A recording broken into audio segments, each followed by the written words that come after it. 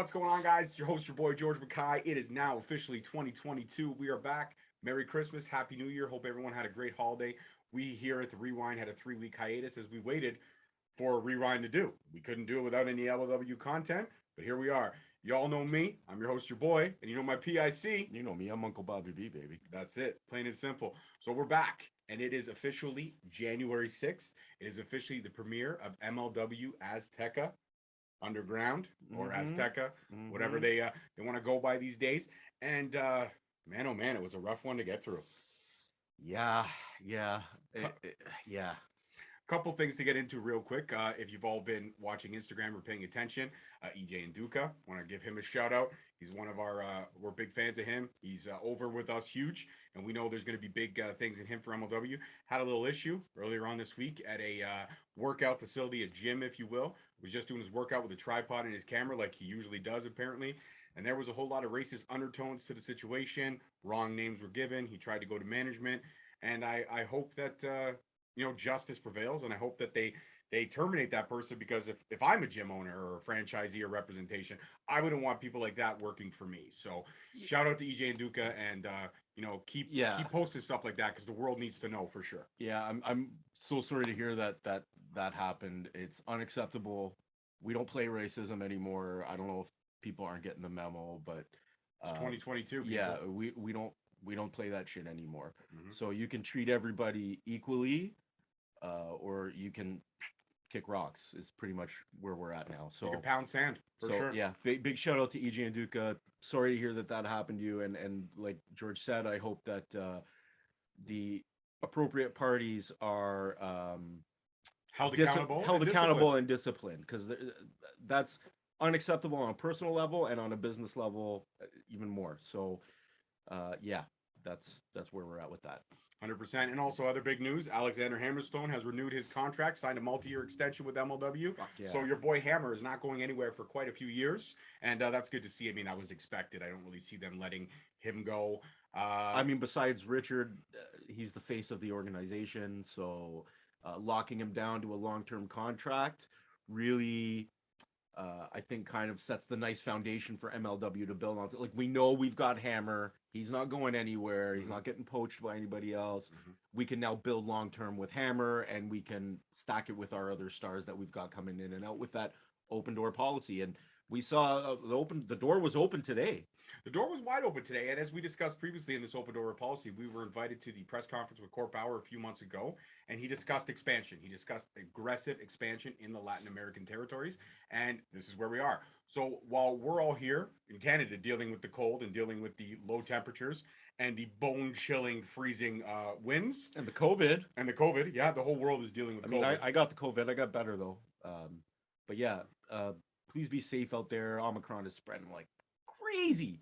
So, especially if you're going to events, live shows, please be safe. We don't want to see anybody get sick. Mask up, do your due diligence. If you feel any kind of symptoms, do the rest of the crowd a favor. Just stay home.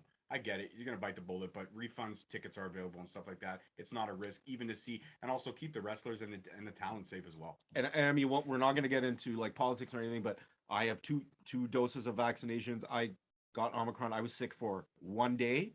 And I'm pretty convinced that being vaccinated helped in that regard. So you make your choices for yourself, but just from my experience, it helped. Absolutely, 150%. So aggressive expansion, and here we are at Mexico. So this is the premiere episode of Cesar Durant, or CDs, if you will, AZTECA Underground. And that starts off right away with the man himself, CD, with a promo. The Cathedral of Violence is now open. No more gringo wrestling. I felt a little hint of an undertone of a kind of a slap in the face, but I understand where he's going. It hyped me up, and welcome to MLW AZTECA. And he screams at the top of his lung, "Let's fight!" And the first match is a trios match, 3-on-3. We had Team Eddie's and Team NMS. Now, this is obviously a building storyline that we saw. Last time these two fought was over, briefcase filled with American cash, as CD put into plain and simple context, and we all know who won that. And Aramis, he got a little bit of vengeance today. This match was all over the place.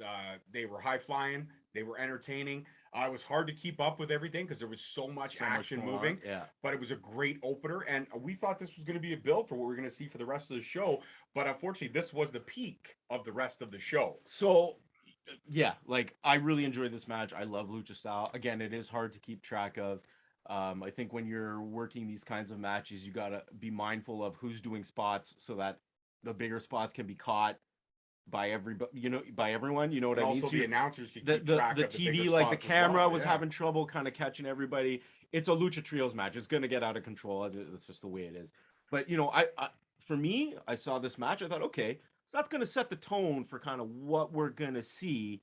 Um, Knowing that guys like Hammer or Holiday, they're not lucha wrestlers, but I thought we're gonna see like more of a lucha style, and then we moved into the rest of the show, and unfortunately for us, it just went downhill real fast. Yeah, it was a huge straight decline.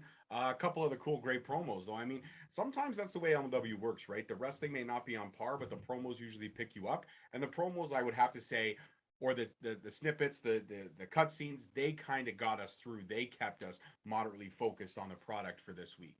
The first promo we had was Alicia with Alex Kane, leader of the Bumaye Fight Club, and of course his entourage, his security, Mr. Thomas, his silent partner. I'm not really sure where this man's involved in Thomas or Bumaye. Thompson? Thomas. Thomas. Mr. Thomas. Okay. Mr. Thomas. I couldn't remember. Yeah, Mr. Thomas. And, Alex Kane flat out stating, we didn't start this. We didn't cross the line, and we're not afraid. And Mr. Thomas pipes in and says, where's the crybaby, Alicia? Where is the crybaby? Talking about Calvin Tankman. He has not yet appeared in Mexico. As we know previously on the Had some legal issues. Season finale, he did get released. Bail was posted as he was talking to the announcers via the phone call from prison. It's nice that he spent his one phone call on giving the fans of MLW an update instead of maybe calling his lawyer. But somebody posted bail. I'm not really sure what happened there, but I'm sure we'll see Calvin Tankman in Mexico soon enough. Passport and visa, yeah, all kinds of issues pending. Caesar and his lady friend in the next cutscene, they're at a table with this tablet or talisman. It's like a circular Aztec, an artifact. Yeah, it's like a Mayan disc, sort of stone disc type deal. And she warns Caesar, or Aztec, not Mayan. Yeah, Aztec. She warns Caesar. Once we unleash the power, it is impossible to be controlled. Once it's released, it is out there. And then at that same point, something that also cannot be controlled, King Muertes shows up, and he says that Hammer will pay. And Caesar's lady friend will not be there. She has her own errand or agenda to attend to, and her own undertaking to attend to, sorry. And then we get a promo for the main event tonight, which is the Apocalypto match. Yeah, so I just want to run back that Caesar gave explicit orders to King Muertes to take care of Hammerstone and Pagano tonight. Mm-hmm.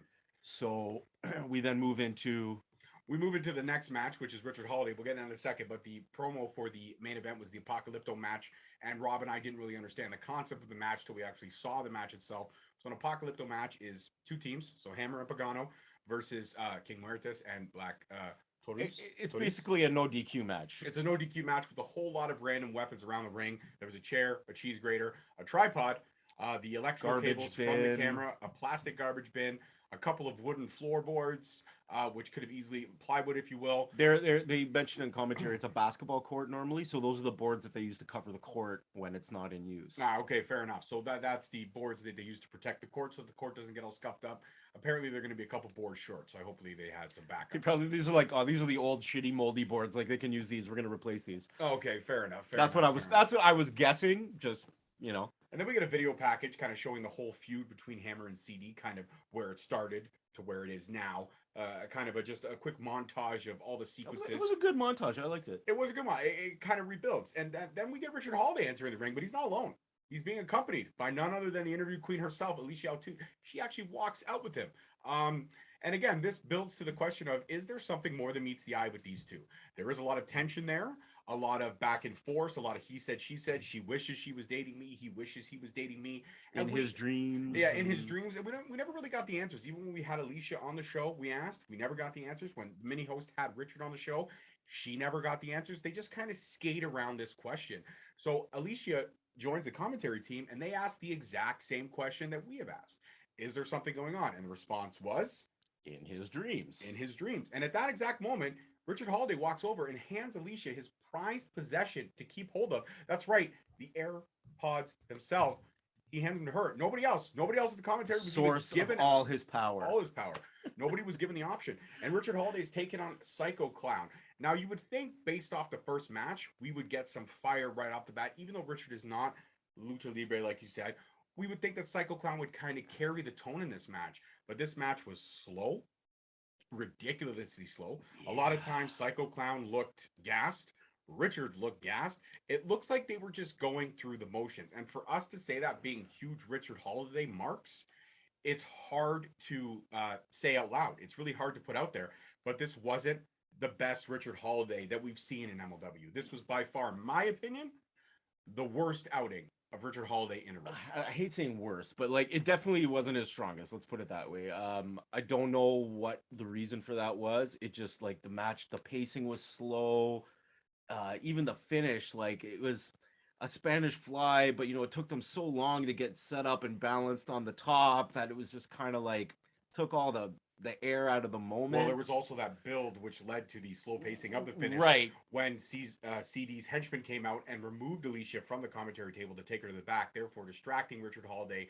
Psycho Clown popped up from the center of the ring after sitting there for almost 30 seconds, waiting for Richard to jump He off slapped the top him with, rope. it looked like He plastic. hit him with no, he hit him with that strapping on his costume. He kind of ripped one of the pieces off and kind of smacked him, and therefore worked into the Spanish Fly and Psycho Clown for the win. So Richard Holiday not put over in Mexico at all. And yeah, it was subpar at best. Considering that awesome trios match we had to kick off the show, this was, again, the kind of steady part of that decline that we saw. Yeah, it didn't do it for me, and I know both of those guys can do better. Again, I wasn't expecting like a fast-paced lucha match, but I was not expecting that. It just did, I don't know. And to be honest, even just watching the crowd during the match, like Psycho Clown is over, like majorly over, but they were even then just kind of didn't look super invested in the match. A lot of them were filming, just clips on their phones. A lot of them were actually on their phones. Some of them even got up to go get snacks or concessions at that point. A lot of seats were left empty during the match. So when a Richard Holiday match becomes a popcorn match, that's a bad sign. So I know both those guys can do better. This was just, just a minor deviation from an otherwise upward trajectory for these guys. It happens. Hey, it happens. We're not here to shit on the product. We're just being honest in that this particular episode wasn't great for us. But we know MLW is capable of so much good stuff that we're cool. It happens. We can let it slide. Yeah, and like we've said too, sometimes when the wrestling is subpar, the promos do lift you up and keep you going. Right. Speaking of which, another great promo, 5150. These guys always cut fire promos. There's always classic sound bites and one lines, a couple quotes. Danny Limelight, Von Erichs, you keep talking, you're gonna end up with a broken jaw. Sorry, that was Slice that said that. Yeah. And then Danny Limelight said, "You bring up Conan's name again, we're gonna beat you. We're going to sell your boots at the nearest bar." No, they said they're going to sell them to like a military surplus store or something. Yeah, the nearest military surplus store. And then they're going to take that money and they're going to hit the clubs, get some bottles, get the girls, and get the bottles. So yeah, that was a typical 5150 promo. It was 45 seconds of the best shit talking that you will see in MLW. These two guys could do no wrong in our eyes with the way they cut their promos. And shout out to Danny and Slice, because next week they're going to be on AZTECA, and we know they're going to do something special with the tag team match. We have yet to figure out, or they haven't announced who the opponents are yet, but they will obviously in the coming days. Now we also know that somebody else is coming soon. Just to interject quickly, Bestia 666. I hope I'm saying that right. Bestia, he's coming next week, or it says coming soon, so I'm assuming next week or the week after. But we're going to see him. He's very big over there. We did our research. He is one of the hottest guys in the scene out there, so we're excited to see what he brings to the MLW table in this forever open door policy. So if you noticed, the venue that they were in was the Crash. The Crash is one of the biggest lucha promotions in Mexico, one of the fastest growing ones. Top four, I think you said, right? Yeah, they're top four. They're under like AAA, CMLL, and the one other company whose name escapes me. But he's a tag team champion there at the Crash. So he's not like he's green. So this should be an interesting match. I'm looking forward to it. And going back to what we were talking about before with 5150, I've said it before and I'll say it again. These guys aren't putting on a show. Like, they're just being themselves. They're just being them. They're just being them, and it's so natural. And because of that, you can tell. Like, if we look at, say, the Von Erichs promo, didn't do it for me. compared to like this 5150 promo is like night and day. And again, it was in both sets, it was just those guys being themselves because they are just themselves. The Von Erichs are who they are. There's no gimmick there. 5150, that is who they are. There's no gimmick there. So it was like night and day. And the fact that they can cut those promos like that anytime, like they don't have to think about it. And they're It's unscripted too. They're just on the fly, which is Yes. great. Those sound bites are awesome. Speaking of the Von Erichs promo, that followed immediately after the announcement of Bestia. Kevin Von Erich, he is on camera right in the front. The last living Von Erich, if you will, if you've watched the Dark Side of the Ring episode, and we hear Ross and Marshall kind of working out or wrestling off camera, and they come around, they're drenched in sweat, and Kevin's just giving them basic instructions. This is a different team. You haven't faced a team like this before. You got to hit them hard. You got to hit them early. Ross basically saying, they've been talking a lot, but we're going to shut them down. We're going to take it to them, and hopefully, for the first time in 40 years, we're going to be raising gold in Dallas, which is a big deal. I mean, if you're a Von Erich mark, then you understand that the history the Von Erichs have with Texas and have with Dallas, and it's going to be championship wrestling. It's going to be exciting. It's going to be exciting to see. So now we get another promo here. Richard Holiday, he's coming back from his match, and CD is there talking with a Spanish man who will yet to be announced who he is, but he's talking with him, answering questions. Richard Giles says, "Where is she?" CD says, "You should thank me. She's safe in her locker room. I had to protect her because Psycho Clown could go off. You owe me big for protecting her." And at that point, he introduces Richard to the other man on camera, which is a detective from the local precinct. Apparently, there was an issue the night before at a local nightclub, and Richard Holiday needs to be brought in for questioning. So as the cop takes him away, Richard looks at him and says, "You're going to be hearing from my lawyer." "No, scratch that. You're going to be hearing from me." So now Richard Holiday's been removed from the building. Remember this, because this comes hand in hand with the main event, and it's main event time. So before we skip to that, I just want to mention that's a great, like, the way they work that, because if you're not aware of this, it's I don't want to say common, but it happens, because I don't want to disparage any particular law enforcement agency, but tourists or gringos in Mexico, it's very easy for you to get arrested in some places for maybe not exactly doing anything at all, and then being released after paying a specified sum of money to an individual that may or may not be a law enforcement agent. I'm trying to be real tactful with how I say this here. But yeah, that is something that happens. Like, you get picked up for being too drunk at the club, or you get picked up, according to Richard Holiday, for not even being in the club. Wasn't at the club. Right. So in this case, it was clearly just to get Richard out of the way, get him tied up, so that the next match could happen. Absolutely. And now the main event, the Apocalypto match. We know our teams, Hammer and Pagano versus Black Taurus. Black Taurus and King Muertes. So the Apocalypto match, as we mentioned earlier, weapons all around the ring. These guys fought literally everywhere. They spent a couple minutes in the ring, but they fought everywhere else. To be honest, the match was a disappointment. Some of the spots were okay, most notably Muertes and Pagano on the stage. He literally gave him like a faceplant on the stage, and you felt all of that. Pagano ate that. Like, shout out to Pagano. Like, dude, you're taking bumps that you don't need to be taking. Yeah, he ate that hard. And then obviously the sweet kick to the face from Hammer on Black Taurus as he was hanging over the guardrail. So his head went like all the way back. So Hammer got, like, he took all of that. They were fighting in the crowd. Yeah, they were fighting in the crowd. And the crowd was, at some moments, was into it. But a lot of times there was so much setup for the way they were doing these spots that it took a lot of time to get to these spots. A couple other notable spots is they put, like we mentioned, those plywoods. Hammer literally launching Black Taurus with that, like, over the top through one board, and then the sweet dive from Pagano on the outside, and then another Death Valley driver on the same board on the outside. Those spots were cool. Eventually, Hammer did hit the Nightmare Pendulum on King Muertes, securing the win. And at that point, CD comes out. He's standing at the top of the stage. Hammer and him are exchanging words. Pagano, who is Hammer's partner, who was literally just celebrating with the man 30 seconds before CD walked out there, he's now got a cookie cutter or cookie tray in his hand. Hammer turns around, cookie sheet, whatever you want to call it, and he hits Hammer square in the head.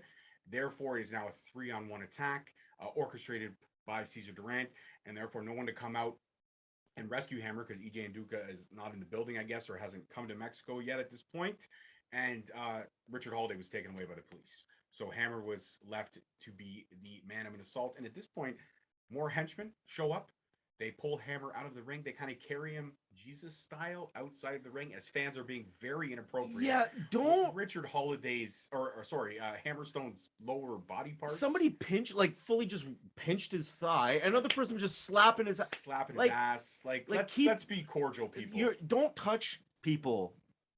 Don't touch the talent. Don't touch strangers. Yeah, like that's not cool. Just because they're a public figure, don't touch people. Like that's out of line. Yeah. Don't be doing that shit. Yeah. So as they carry Hammerstone off, Jesus style, outside of the ring, the camera fades to black, and that's it for episode 1. We don't do the grading system anymore, but just my rant. I'll give Rob a minute before we shout out our power rankings and we say goodbye. To kick off a new miniseries, to go from where you went with the last season to starting this season, definitely not the best work. Definitely need to kick it into high gear for the next couple of episodes. We're faithful. We're going to watch continuously. But this was, for me, this was not the season premiere I was hoping for. I'm still optimistic because it was really too. Really I'm saying that for this one, it was I was excited for it. Fully. I was hyped for it, and it was a lot of the wind was taken out of my sail after the first. It was underwhelming. Okay? Very underwhelming. I agreed, fully agree. But at the same time, I'm looking at it like, okay, it was really the Rich and Psycho Clown match and the Apocalypto match that kind of sucked the air out of the sails a bit for us. But I mean, the promos were gold. The build and the storylines that they're putting together are good. So really, a couple of bad matches. It was just I can see that as an off night for some guys, and I still think that this first episode isn't going to be indicative of everything we're going to see. I think there's going to be lots more to come. No, and MLW always slow builds. So the first episode's always kind of and then it slow builds to we get the payoff at the end where everything kind of gets tied up. I mean, go watch any new series or show, and it takes a few episodes to really kind of hook you sometimes to build up. You watch episode 1, 2, you're like, but by 3 and 4, you're like, oh, this has really got me in now. So, hey, that's normal with episodic television. Absolutely, but for the again, just to state my point, for the first episode, very underwhelming in our opinion, or in my opinion. Should we do the power rankings? Agreed. Yeah, you want to do power rankings? Let's do it. Let's rank some power. Okay, I'll go first this time around. So number 10, I'm gonna give it to King Maritus. He was all over this match, all over this week, and he looked good. The promos looked good. Even the spots in the match, the big spots that he had in the match, I felt he delivered. And he's definitely a great adversary right now for Hammer. Even though CD is the adversary, Muertes is kind of having his strings pulled by CD. So I want to say that CD and Hammer tangling again, I'm looking forward to the payoff because the first couple matches where they went one-on-one were very, very entertaining. I'm going to give my number 9, despite the, in our opinion, lackluster match. No offense, guys. I'm going to give that number 9 to Psycho Clown for the simple fact that the crowd didn't appear to be super into it. But Psycho Clown, when he came out, he hyped the crowd up a lot. He was getting the crowd going. He's over. So, I'm going to give him number 9.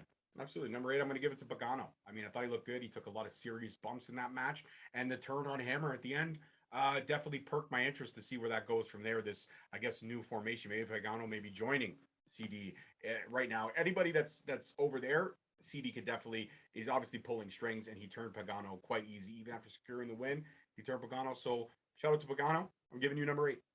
All right. Number 7, that's going to be friend of the show, Alicia Atut, for her fantastic valeting against her will and the few minutes she spent on commentary. And being the guardian of the AirPods. So for that, very important. Alicia. I'm going to give number 6 to the detective who took away Richard Holiday. He sold me. He sold me on his ability to detain a person without having any physical evidence. So shout out to the detective. You are number 7. Shout out to the corrupt legal system. All yes. Right. So what are we at? 6? Yes. 6, eh? 6. No, I'm sorry. 8 was Pagano, 7 was Alicia, 6 was the detective. So we are at 5. You're at 5 now. Yes. All right. All right, let's give 5 to Rich for, despite the match that was not his best, we know he can do better. His out of ring work, gold as always. Richard is extremely convincing as a character. So I'm going to give him the number 5 spot. Perfect. Number 4, I'm going to give it to the Boomaye Fight Club. We didn't start this. We didn't cross the line. Where's the crybaby, Alicia? It was gold for me. Mr. Thomas and Alex Kane knocking the promos out of the park. So yeah, number 4 goes to the entire Boomaye Fight Club. Number 3 is going to go to Cesar Duran for not only being all over this episode and being sneaky, getting hammer attacked, but also for the fact that he has a picture of himself just looking shady hanging in his office. Fucking brilliant. I believe that's actually his Twitter cover photo. It's the picture of him like this. Yeah. I believe that's that picture. So yeah, well, shouldn't you then just give it to the pitcher? No, I'm giving it to him because he did do stuff. Okay.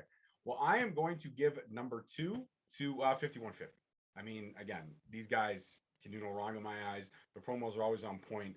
Danny and Slice are fire, and I can't wait. This build for the Von Erichs is just making me more intrigued for January 21st in Dallas. So I can't wait to see what these 4 do in that ring, because it's going to be magic in my eyes. And who you giving the number 1 spot to? And you know, it's funny. We loved the first match, but we didn't give anybody in the first match any spots. But I am going to give the number 1 spot to, obviously, he's the champion, the match winner. It's Alexander Hammerstone. Your boy Hammer. Don't double cross your boy Hammer. It's not good for anybody. Yeah, and don't also, please, again, keep your hands to yourself. Don't touch the talent. Why are you If you're doing a meet and greet, that's cool, but don't sexually assault. when the talent, somebody's like please. kayfabe lying there, like knocked out cold, don't touch their ass, pinch their leg, Don't do that. pull their hair. Maybe they were trying to get a rise out of him for him to break kayfabe and wake up and be like, "Hey, dude, like, don't touch me." Yeah, Maybe that but was like, probably is what the it goal really? was. Do you want that? Yeah. Do you want that? No, don't do that. Don't do that. And honorable mention, everyone in the first match.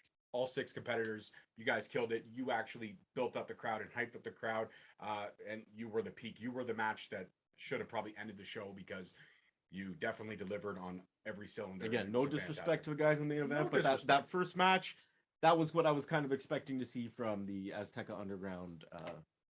But obviously, it's like you said, it's a work in progress, and we're still both optimistic. The cameramen 100%. need to get their spots cleaner. The wrestlers need to get their spots cleaner, and they just need to work together, because a lot of the guys are probably filming this kind of stuff for the first time. Therefore, they don't know how to keep all the spots in camera, if you will. It's possible.